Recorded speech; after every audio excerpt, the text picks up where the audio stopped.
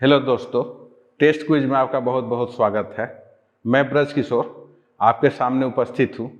तो अपने last class में गॉस प्रमेय को देखा था और गॉस प्रमेय का उपयोग देखा था और अपने लोग देखे थे क्या कूलम्ब्स लॉ को अपने लोग गॉस लॉ से कैसे निकाल सकते हैं।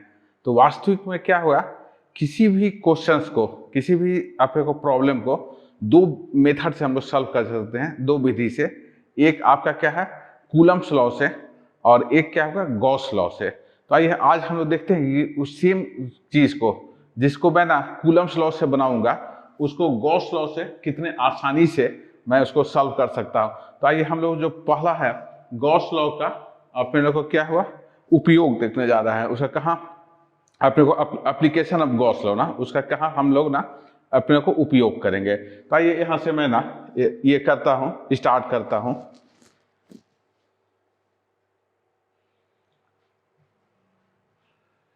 तो सबसे पहला है गॉस लॉ के अनुप्रयोग ना यहाँ से। तो सबसे पहला क्या हुआ, हम लोग गॉस लॉ का कैसे अपने को प्रयोग करते हैं, अनुप्रयोग ना अपने को एप्लीकेशन ऑफ क्या बोलता है गॉस लॉ ना, इसको अपने लोग देखने जा रहे हैं।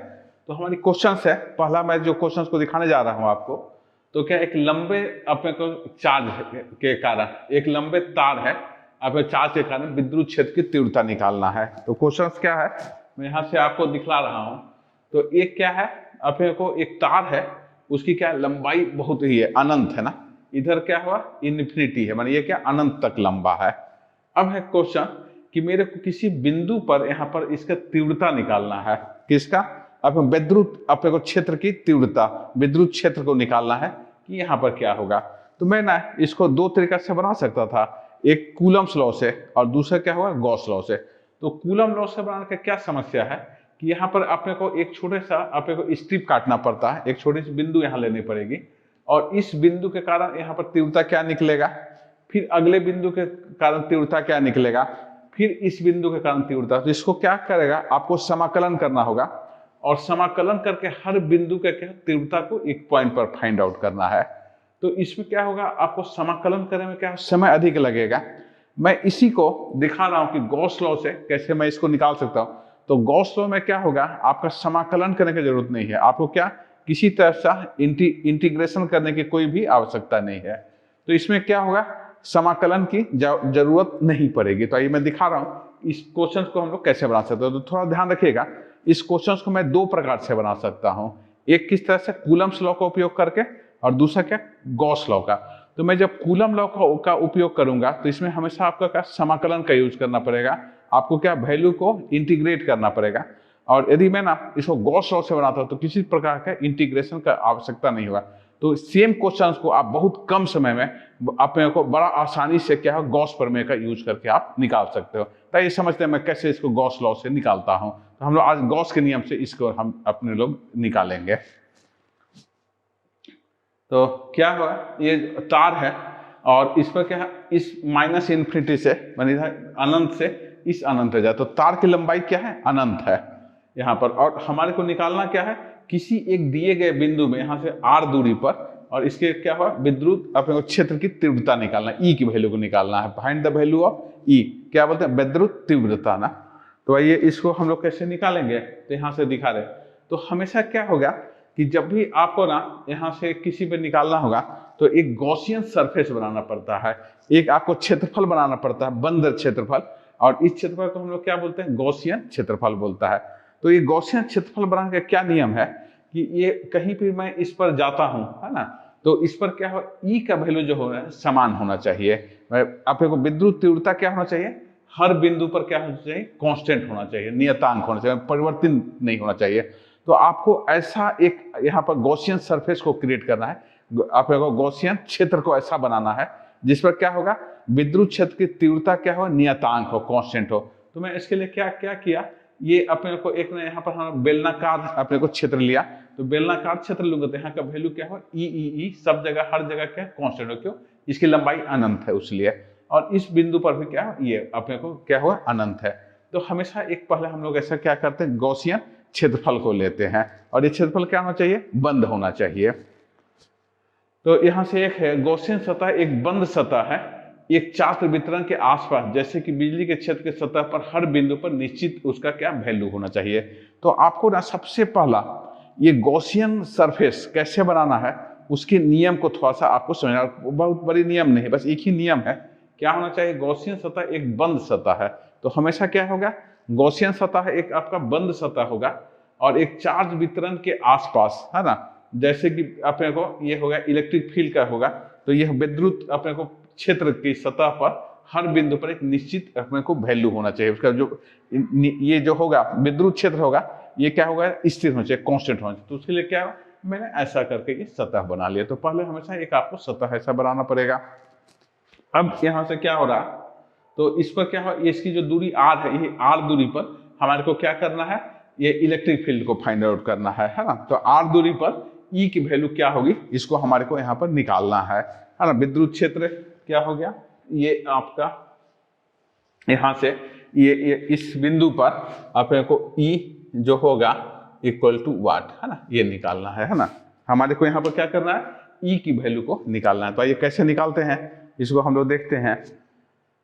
तो क्या हुआ, ये अपने जो सतह लिए हैं इसकी लंबाई क्या है, L है, और इसका त्रिज्या क्या है, R है ना। तो इसकी लंबाई L है और इसकी त्रिज्या क्या है, R है यहाँ से। अब यहाँ से क्या हुआ, हम लोग यहाँ पर एक छोटा सा एक क्षेत्रफल और लेते हैं, ये अपने को एरिया है, ये हो गया। तो इसका आप हमेशा क्या होगा, इसका अपने को नॉर्मल डायरेक्शन लेते हैं, इसका हमेशा क्या लंबवत होगा। तो इसका जो एरिया वेक्टर होगा ये हमेशा उसका क्या लंबवत होगा, क्या ds होगा यहाँ से। और ये क्या होगा, E का जो भी डायरेक्शन होगा वो हमेशा क्या ये होगा। तो यहाँ पर क्या 90 का कोण बन जाएगा। E का दिशा हमेशा क्या होगा, ये अपने को इसका लंबवत होगा। अब अपने लोग क्या कर रहे हैं, एक दूसरा साइड यहाँ B लेते हैं, एक पॉइंट ये ले लिए, दूसरा पॉइंट ये B ले लिए, यहाँ भी वही होगा। इसका जो अपने को हमेशा उसका 90 बाहर की ओर होता है, तो इसका जो एरिया वेक्टर होगा, है ना, तो एरिया वेक्टर क्या होगा, ds होगा, और इसका क्षेत्रफल क्या E होगा यहाँ पर फिर से। तो ये क्या हो गया आपका यहाँ पर E हो गया, है ना। ये क्या है, E विद्युत तीव्रता है, तो विद्युत और दोनों के बीच का एंगल क्या बनेगा, यहाँ 90 बनेगा, तो ये 90 ऐसा हो गया। अब मैं ना एक किसी भी इस सतह पर कहीं भी ले रहा हूँ, ये सतह जो C है ये पूरे सतह में आप कहीं भी ले सकते हैं, ये सिमेट्रिकल है ना, हर जगह क्या है बराबर, तो आप कहीं भी यहाँ पर ले गए। जैसे कि मैं ऊपर लूंगा तो ये क्या विद्युत इधर बनेगा, नीचे लूंगा तो नीचे ना, लेकिन मैं इसमें कहीं भी ले सकता हूँ C ना। अब इसको ना क्या हुआ, इसका जो यहाँ पर ये होगा और इलेक्ट्रिक फील्ड भी है, तो दोनों के बीच का यहाँ पर कोण जो बनेगा, विद्युत तीव्रता और ये एरिया वेक्टर के बीच का कोण क्या बनेगा, 0 यहाँ बनेगा, 0 डिग्री बनेगा।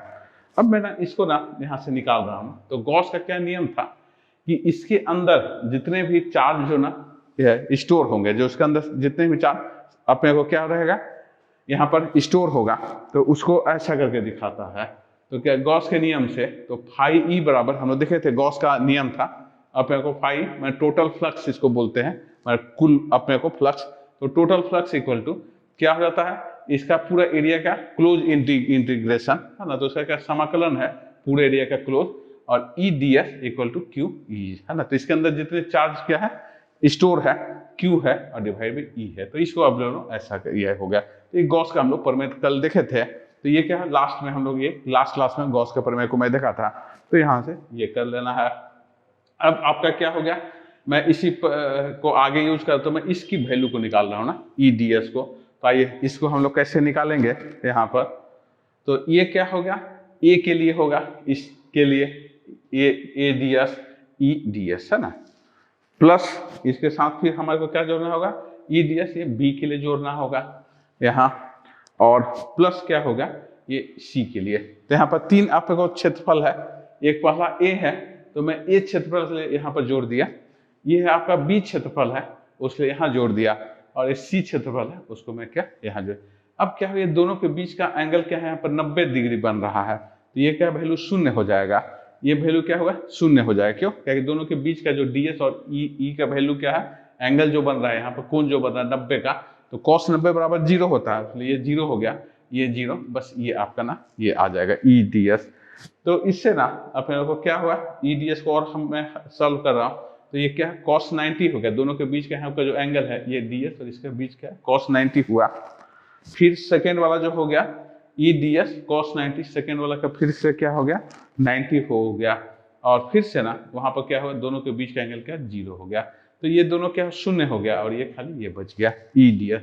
और डी एस बराबर हम लोग जानते हैं कितना होता है 2 पाई आर ना, 2 पाई आर एल। इसकी पूरे के एरिया को हमारे क्षेत्रफल निकालना है, तो बेलन की अपने को जो ये सर्पाकार ये हो जाता है ना, गोलाकार पृष्ठ का क्षेत्रफल होगा ये पर चलाएगा। तो इससे ना अपने को क्या होगा, ये ई हो गया, ये कांस्टेंट बाहर निकल गया 2 पाई आर एल। तो इसका जो टोटल क्षेत्रफल मैं निकाल लिया, तो टोटल क्षेत्रफल बराबर क्या है 2 पाई आर एल हो गया। तो ये वैल्यू आपका 2 पाई आर एल बन गया।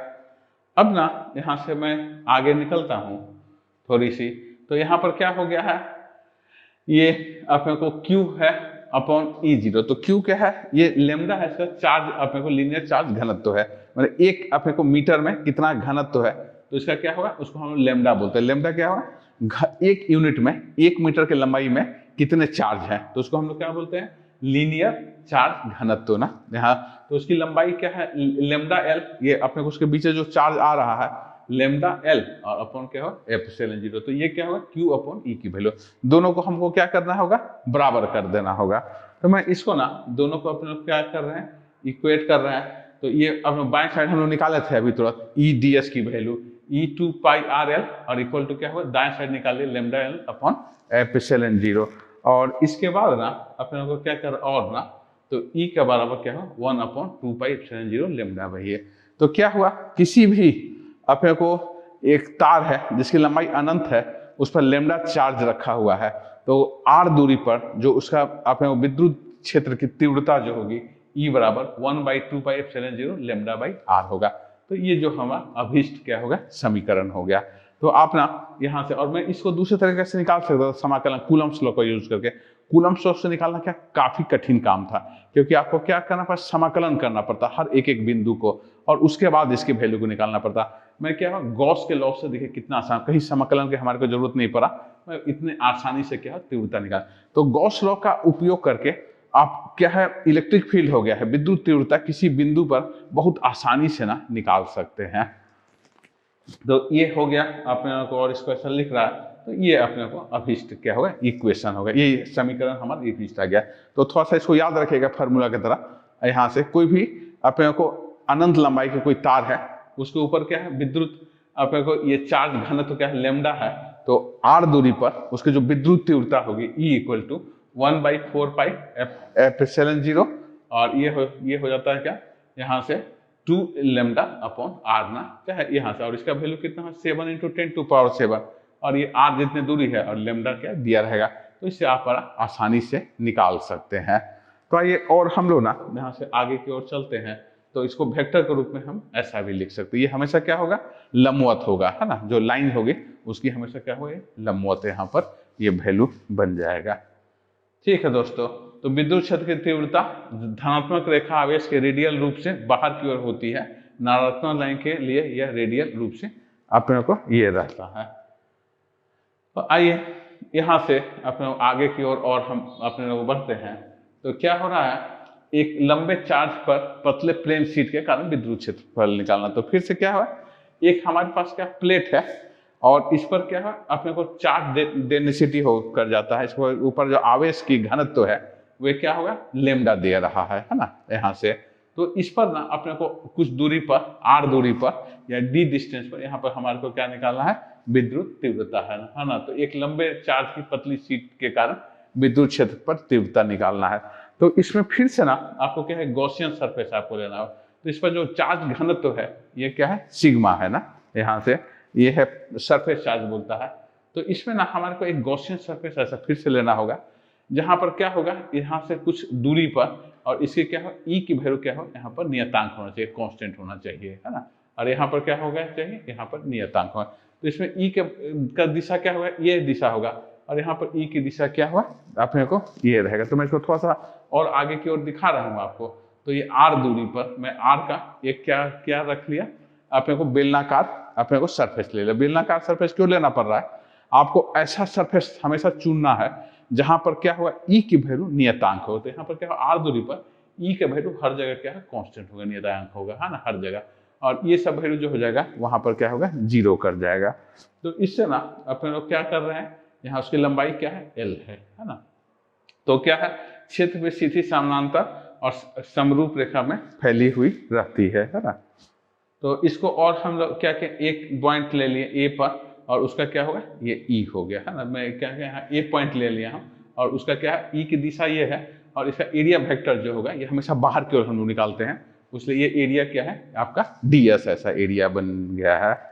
उसी तरह से फिर से मैं क्या बी में यहाँ दिखा रहा हूँ, तो ये r है, तो इस पर क्या होगा, रेडियस वेक्टर जो होगा ये बाहर की ओर यहाँ निकलेगा, और ई का दिशा भी वही सेम होगा। अब सी पर बिंदु पर लेते हैं, तो सी में क्या होगा, इसका एरिया वेक्टर ये होगा, दिशा यहाँ पर क्या होगा 90 का कोण। तो मैं 3 जगह ले लिया, एक पॉइंट ये ले लिया, दूसरा पॉइंट बी ले लिया, तीसरा पॉइंट सी ले लिया।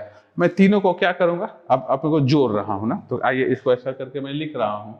तो गॉस के नियम से ये क्या हम लोग देखे थे अभी, तो गॉस का नियम जो था ये फाई बराबर ई डी एस था, और क्यू अपॉन क्या था, एप्सिलॉन 0 ऐसा रह गया है यहाँ से। तो मैं ना और आगे की ओर ऐसा कर रहा हूँ ई डी एस, तो ये हो गया क्या, ए एरिया पर हुआ, दूसरा क्या हो जाएगा ये आप लोगों को बी एरिया पर हुआ, और यहाँ पर हो जाएगा आपका ये जो हो गया सी हो गया। तो तीनों का ये क्या होगा, जोड़ होगा।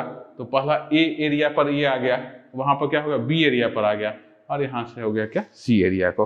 फिर से मैं ना इसकी वैल्यू को निकाल रहा हूँ, तो ये क्या हो गया ई डी एस बराबर, तो यहाँ पर कॉस क्या हो गया, शून्य बन गया, 0 हो गया, यहाँ पर एंगल क्या है 0 है, तो कॉस 0 हो गया। अगला वाला में क्या हो गया, बी पर अपने को फिर से यहाँ 0 आ जाएगा, तो यहाँ पर भी क्या होगा 0, और यहाँ पर क्या होगा 90 आ गया, तो 90 होने से क्या होगा वो हमेशा आपका 0 होगा। तो यहाँ पर क्या ई की जो तीव्रता है ये है, और एरिया वेक्टर क्या है फाई है, और यहाँ पर दोनों का जो एंगल बन रहा है वो हमेशा क्या होगा 90 ऐसा आ जाएगा। तो इससे ना अपने को क्या हुआ, ये ऐसा निकलेगा, और ई क्या होगा डी एस हो गया, ये जुड़ गया दोनों ई डी एस, और ई कॉन्स्टेंट था उसलिए मैं ये नियतांक से बाहर निकाल दिया। डी एस बराबर क्या हो जाता है, ये पाई आर स्क्वायर ना। यहाँ पर हम जानते हैं जो अपने को वृत्त होता है, यहाँ पर सर्किल बन रहा है, तो ये जो होगा वृत्त होगा, बेलनाकार वृत्त होगा, इसका क्षेत्रफल क्या होता है पाई आर स्क्वायर ना। तो मैं वहां पर उसकी रख लिया, तो 2e into pi r square यहाँ कर लिया, 2e पाई आर स्क्वायर हो गया। तो अब ना यहाँ से ऐसा आने पर क्या हुआ, यहाँ पर जितना हो गया पाई अपॉन ई स्क्वायर, तो इस पर जो अपने को क्षेत्रफल होगा पाई हो गया, और पाई आर स्क्वायर, ये इतना अपने को क्या हुआ सतह के चार्ज का घनत्व है। तो टोटल चार्ज जो उसके अंदर आ रहा है अपने को क्लोज एरिया के अंदर, जो बंद क्षेत्रफल है उसके अंदर जो चार्ज आ रहा है सिग्मा पाई आर स्क्वायर है ना। सिग्मा क्या घनत्व है, अपने को घनत्व पर मीटर स्क्वायर है, तो उसका हम क्या क्या क्षेत्रफल से गुना कर रहे हैं। तो जो क्षेत्रफल मैं सब लिया हूँ, ये क्षेत्रफल ये क्या होगा आपका पाई आर स्क्वायर अपॉन ये अब यहाँ से लेमडा, और ये ई जी 0 हो गया। और इससे लेना अपने को क्या होगा, दोनों बाएं और दाएं साइड को मैं क्या किया बराबर कर लिया, तो 2e बराबर pi r square equal to sigma pi r square, और ये हो गया क्या e यहाँ से।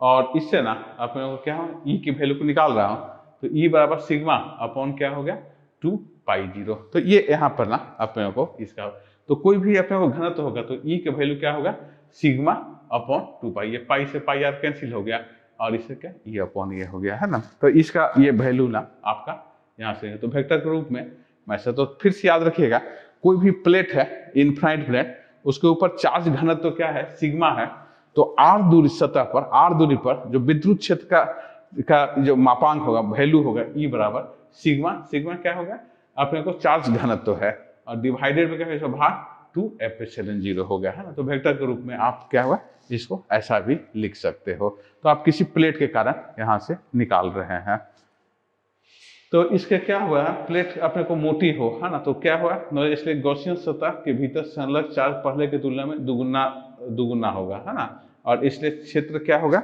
2 बार यहाँ पर चला आता है ना यहाँ से।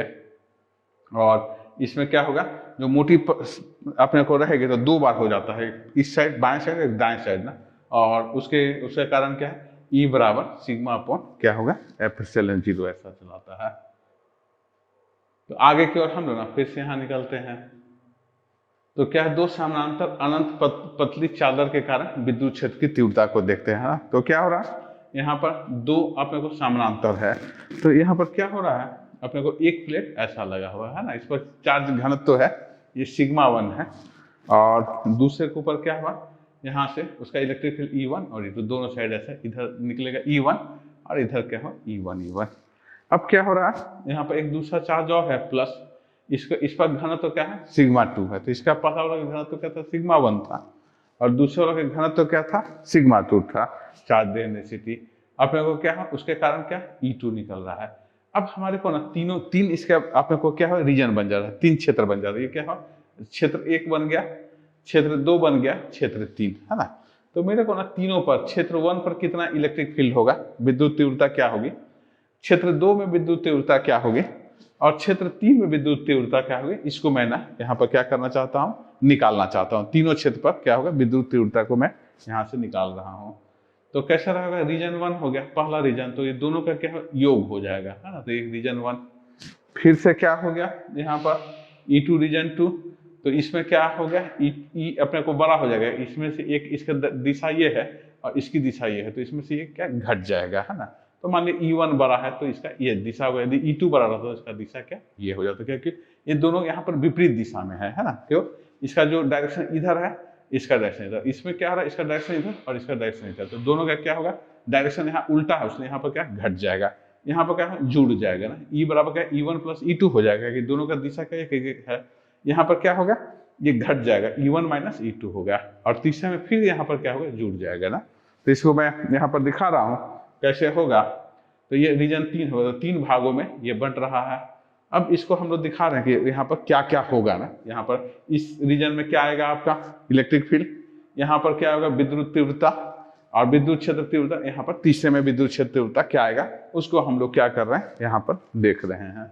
तो पहला हो गया E बराबर E1 प्लस E2, तो E1 था यहाँ पर सिग्मा 1 बाई 2 या सिग्मा 2, तो पहले क्षेत्र पर E जो यहाँ आएगा, दोनों को जोड़ दिया E1 प्लस E2, और उसका जो मापांक होगा sigma 1 plus sigma 2 upon 2E ना, तो ये आपका यहाँ से आ जाएगा। फिर क्या होगा, दूसरे में E1 माइनस E2 होगा, तो सिग्मा 1 माइनस सिग्मा 2 अपॉन क्या होगा 2E ऐसा होगा। तो दूसरे क्षेत्र में क्या होगा, ये हो गया, और तीसरे क्षेत्र में क्या होगा, ये फिर दोनों का योग होगा E1 E2 और डिवाइड में क्या होगा 2 सिग्मा 0, तो ये क्या होगा थर्ड होगा। तो 3 हो गया क्षेत्र, पहला क्षेत्र, दूसरा क्षेत्र, और ये हो गया क्या तीसरा क्षेत्र, ऐसा रह गया। तो इससे ना आपको ये क्या विद्युत तीव्रता को यहाँ से निकालना। अब चलिए केस 2 हो गया है, एक धनात्मक है और एक ऋणात्मक है। तो धनात्मक हमेशा क्या है, अपने बाहर की ओर आता है, और दूसरी प्लेट क्या है ऋणात्मक है, तो ऋणात्मक हमेशा क्या ये अंदर की ओर आएगा और इधर इधर आएगा, है ना। तो हमेशा क्या होगा, जो विद्युत क्षेत्रफल को हम लोग निकालते हैं, विद्युत क्षेत्र जो होगा धनात्मक के लिए हमेशा क्या है आवेश से बाहर की ओर निकलती है, और ऋणात्मक के लिए क्या है हमेशा अंदर की ओर आती है, बाहर से लाइन अंदर की। तो इसमें हमेशा क्या होगा, इसका डायरेक्शन हमेशा इसका नेगेटिव होगा, और यहाँ पर आपका डायरेक्शन क्या होगा, हमेशा पॉजिटिव होगा, धनात्मक होगा, और दूसरे केस में क्या होगा ऋणात्मक होगा ना। तो यहाँ से ऐसा कर लेंगे, तो इसमें क्या हो रहा, इसकी दिशा दिखा रहा ना, ये ऐसा ऐसा हो जाएगा। तो अब इसका ना हम लोग क्षेत्रफल निकालना है। तो पहला रीजन 1 बन गया, है ना, भाग 1 हो गया, यहाँ भाग 2 हो गया और भाग 3 हो गया, है ना। तो यहाँ पर क्या होगा, दोनों जुड़ जाएगा, यहाँ पर क्या होगा ये घट जाएगा, और यहाँ पर भी क्या होगा घट जाएगा। तो ऐसे में ना यहाँ पर क्या हो जाएगा, आपका जो विद्युत तीव्रता हो रही है वे अपने को ऐसा यहाँ पर निकाल सकते हैं। तो यहाँ पर रखेंगे, तो क्या रहा, यहाँ से ये हो गया रीजन 1 हो गया, और रीजन 2 हो गया, और ये हो गया रीजन 3 हो गया, यहाँ पर है ना। ये 3 भागों में ऐसा बट गया। अब बट जाने के बाद क्या होगा, मैं तीनों को ऐसा निकाल रहा हूँ, तो यहाँ पर क्या होगा, इसकी दिशा अपने को बाएं की ओर है, इसकी दिशा दाएं की ओर है ऋणात्मक होने का, तो यहाँ पर घट जाएगा। तो E1 माइनस E2 हो गया। E1 का वैल्यू हम लोग निकाल लिए थे सिग्मा 1 अपॉन 2 पाई 0, और यहाँ हो गया क्या सिग्मा 2 अपॉन 2 पाई 0। तो पहला E बराबर सिग्मा 1 माइनस सिग्मा 2 पाई अब 2 एप्सिलॉन 0 होगा, तो पहला रीजन हो गया। उसी तरह से क्या हो गया, आपका जो दूसरा रीजन होगा, ये दोनों क्या होगा जुड़ जाएगा। तो E1 प्लस E2 डिवाइड में क्या 2 पाई 0, तो ये सिग्मा 1 प्लस सिग्मा 2 और क्या होगा 2 पाई एप्सिलॉन 0, तो ये क्या होगा आपका सेकेंड कर जाएगा। और ये थर्ड जो हो जाएगा E बराबर E1 माइनस E2, तो सिग्मा 1 माइनस सिग्मा 2 अपॉन क्या होगा 2E ऐसा आ गया। तो पहला हो गया ये, दूसरा होगा ये, और तीसरा क्या होगा ये होगा। तो पहला दूसरा तीसरा। तो अपने को ना जब धनात्मक और एक ऋणात्मक होगा, तो यहाँ पर क्या माइनस हो जाएगा, घट जाएगा, यहाँ क्या दोनों जुड़ जाएगा, दोनों का दिशा क्या है एक है, उसने यहाँ पर जुड़ गया है। यहाँ पर फिर दिशा क्या है विपरीत है, उसने ऋणात्मक होगा। तो तीनों क्षेत्र में ना 1 2 3 होगा, तो ऐसा होगा। तो हम लोग जो कैपेसिटर यूज करते हैं धारिता, तो धारिता में आप देखिएगा हमेशा क्या विपरीत ऐसा रहता है, प्लस माइनस, और दोनों का वैल्यू क्या बराबर होता है। तो बराबर होने से क्या एक प्लस हो गया एक माइनस हो गया, तो ये दोनों का वैल्यू बराबर हो जाता है, उसलिए ये वैल्यू क्या है शून्य। तो बाहर में क्या हुआ विद्युत क्षेत्र की तीव्रता क्या है, यहाँ पर शून्य हो जाता है। यहाँ पर दोनों जुड़ जाता है दोनों का, है ना, तो क्या है 2 एप्सिलॉन बाई 0, तो एप्सिलॉन बाई ई कट जाता है। और तीसरा जो क्षेत्र है उसमें क्या है सिग्मा 1 माइनस सिग्मा बाई 2 ई 0, तो यहाँ पर फिर से क्या शून्य हो जाता है। तो विद्युत धारिता जब होगा तो उसके बीच में क्या होगा सिग्मा बाई 2 हो जाएगा, सिग्मा बाई एप्सिलॉन 0, ये क्या शून्य 0 और ये क्या होगा 0 ना। तो जो हम लोग धारिता होगा तो लगभग इसी केस का हम लोग ना इसी अपने को का उपयोग करते हैं। तो ये और ना हम लोग आगे की ओर यहाँ पर चलते हैं यहाँ से। तो क्या है केस 3 है, एक सिग्मा है, दोनों बराबर हो गया ना। ये क्या होगा आपका जो केस 3 है, ये आपका अपने को इलेक्ट्रिक कैपेसिटेंस है ना, विद्युत धारिता में ऐसे ही रहता है, जहाँ पर हम क्या एनर्जी को स्टोर कर लेते हैं। तो ये ऐसा चला गया, और यहाँ पर क्या हो गया इसका दिशा ये हो गया है यहाँ पर। अब क्या हो गया ये यहाँ पर 0 कर जाता है, क्यों, क्योंकि दोनों का वैल्यू ये बराबर हो गया, सेम है, सिग्मा 1 बराबर क्या है सिग्मा 2, इसलिए यहाँ पर शून्य हो गया। यहाँ पर क्या होगा दोनों का वैल्यू जुड़ जाएगा, और यहाँ फिर से बाहर में शून्य, तो खाली बीच में ना आपका क्या है इलेक्ट्रिक फील्ड रहेगा, है ना। विद्युत क्षेत्र जो होगा ये क्या दोनों प्लेट के बीच में रहता है, इस साइड क्या होता है शून्य हो जाता है, और दाएं साइड भी क्या होता है 0 कर जाता है। तो इसको ना अपने को दिखा रहे हैं, तो इसको यहाँ से मैं दिखा रहा हूँ। तो ये पहला हो गया सिग्मा 1 माइनस सिग्मा 2 बाई 2, ये हो गया क्या सिग्मा 1 बाई सिग्मा, तो ये क्या सिग्मा बाई एप्सिलॉन 0 हो गया। और तीसरा जो हो गया ये सिग्मा 1 और सिग्मा 2 अपॉन 2 0, तो इक्वल टू क्या हो गया यहाँ पर शून्य हो गया, है ना। तो ये ना अपने लोगों का यहाँ से ये ऐसा रहा। तो एक समान आकार गोला के कारण, तो एक समान आकार और गोलाकार के खोल पर विद्युत तीव्रता को कैसे निकालना है। तो क्या हो रहा है अपने चौथा है ये, एक अपने पास क्या है एक गोली अपने खोखली प्लेट है ना, खोखला है, और इस पर क्या धनात्मक चार्ज रखा हुआ है। तो मैं ना इस धनात्मक चार्ज बाहर में इस पॉइंट पर और अंदर में निकालना चाहता हूँ, इलेक्ट्रिक फील्ड क्या होगा, है ना, 3 जगह मैं निकाल सकता हूँ, बाहर में इसके इस सरफेस पर और अंदर ना। तो इसको हम लोग कैसे निकालेंगे इसको देखते हैं। तो ये क्या हुआ ये हो गया r दूरी है, और बीच क्या है ये हॉलो है ना, हॉलो बोलने से क्या है खोखला है ना, ये खोखली कोई प्लेट है, और इस पर मैं क्या इलेक्ट्रिक चार्ज Q दे के रखा हूँ यहाँ से। तो यहाँ पर क्या होगा Q चार्ज है, यहाँ एक P पॉइंट पर निकालते हैं। तो मैं गॉस नियम का यूज करूंगा, तो गॉसियन सरफेस हम लोग यहाँ बना लेते हैं कि P दूरी पर हर जगह क्या है E के वैल्यू क्या होगा कांस्टेंट कर जाएगा, ये ना नियतांक हो गया। तो ये हो गया R हो गया, यहाँ से मैं एक पॉइंट ले लिया P, यहाँ से R दूरी है एक पॉइंट P ले लिया, है ना। अब आइए इसको निकालते गॉस के नियम से। देखे तो गॉस का नियम ये था अपने को total flux equal to close surface area EDS और equal to Q upon epsilon 0। तो यहाँ पर मैं ना इसको निकाल रहा हूँ और एक ही दिशा में है, उससे क्या है ये हो गया Q अपॉन एप्सिलॉन 0। तो हमें क्या किया E और DS को निकाल लिया, और इससे हम लोग क्या करते हैं E कांस्टेंट था बाहर कर लिया, पाई R स्क्वायर Q0, तो इससे मैं E को निकाल लिया। तो E का जो वैल्यू होगा आपका Q अपॉन पाई एप्सिलॉन 0, है ना। तो मैं क्या गॉसियन से बहुत आराम से यहाँ पर क्वेश्चन से निकाल, मैं दूसरे तरीके से निकालता तो हमारे को क्या करना पड़ा इंटीग्रेट करना, समाकलन करना पड़ता, जो काफी कठिन कार्य था। तो ये क्या Q अपॉन 4 पाई एप्सिलॉन 0 और क्या हो गया R का स्क्वायर होगा, ये आपका यहाँ पर E चलाया। अब हमारे को क्या हो रहा है क्योंकि क्या है Q बराबर एप्सिलॉन R, तो इस समय E के वैल्यू क्या हुआ यहाँ पर होगा। तो बाहर में कि बिंदु पर समान रूप से चार्ज किए गए पतली गोलाकार खोल के कारण विद्युत क्षेत्र ऐसा होता है पूरे चार्ज सेल पर केंद्रित हो। तो मान लिया जाए कि मैं पूरा सेल को यहाँ पर डाल दिया जाता केंद्र पर, तो उसकी जो वैल्यू आता वही क्या है इसकी वैल्यू आएगी, है ना, sigma R by epsilon R square. तो ये बाहर में था। अब मैं दूसरा केस लेता हूँ, तो ये उसी पर R पर रख लेता हूँ, तो सेम हो कर जाएगा आपका।